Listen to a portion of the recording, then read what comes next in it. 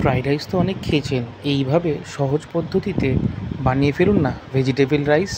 কিচ্ছু না, কিছুটা ভেজিটেবলস নেবেন, নিয়ে সেগুলো সুন্দর করে কুচি কুচি করে কেটে দেশি ঘিতে হালকা করে ফ্রাই করবেন।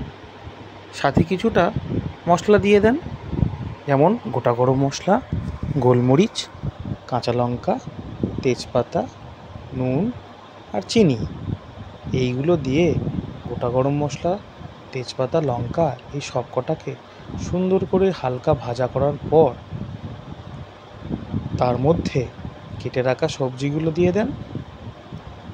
ব্যাস, আর কি, সবজিগুলোকে ধীরে ধীরে নাড়তে থাকুন এবং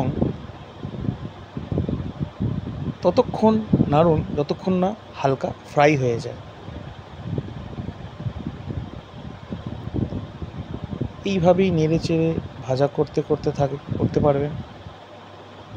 তারপর কিছুটা নুন অ্যাড করে দেন, যাতে সবজিগুলো নরম হয়ে যায় এবং ভাজাটা একটু ভালো হয়।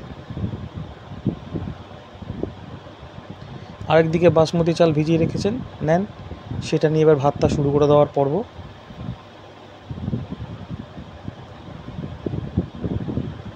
গ্যাসটা ধরিয়ে ফেললাম, দেখুন কি সুন্দর ভাতটা ফুটছে। খুবই সহজ পদ্ধতিতে বানিয়ে ফেলা। এদিকে সবজিটা আমরা ঢাকা দিয়ে রেখেছিলাম, ঢাকনাটা খুলে দেখবো নাড়াচাড়া করে যে ঠিকঠাক সেদ্ধ হয়েছে কিনা এবং নুনের পরিমাণটা চেক করে দেখে নেব। তারপর কিছুটা পরিমাণ চিনি অ্যাড করে দেবো। চিনি অ্যাড করে চিনিটাও পুরোপুরি মিলিয়ে নেওয়ার পর্ব, তাই আবার ভালো করে নেড়ে চেড়ে নেব। ব্যাস, ভাতও এদিকে ঝটাপট হয়ে গেছে।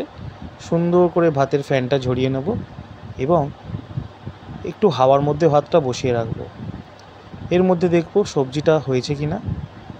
হ্যাঁ, আমাদের সবজি প্রায় সেদ্ধ হয়ে গেছে। ব্যাস, নিয়ে এসে ভাতটার সাথে সবজিটা সুন্দর করে মিশিয়ে দেব।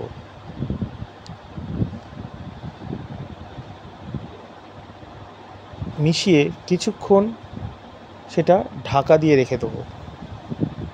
তারপর হালকা গরম গরম সবার পাতে পরিবেশন করে দেখুন সুন্দর তৈরি একটা ভেজিটেবল রাইস। খেতে খুবই সুস্বাদু, এর কোনো তুলনা হয় না। একবার ট্রাই করে দেখতে পারেন ঘরে, সত্যি খুবই এটা ভালো। এবং ভালো লেগে থাকলে আমাদের চ্যানেলটা লাইক, সাবস্ক্রাইব এবং কমেন্ট করে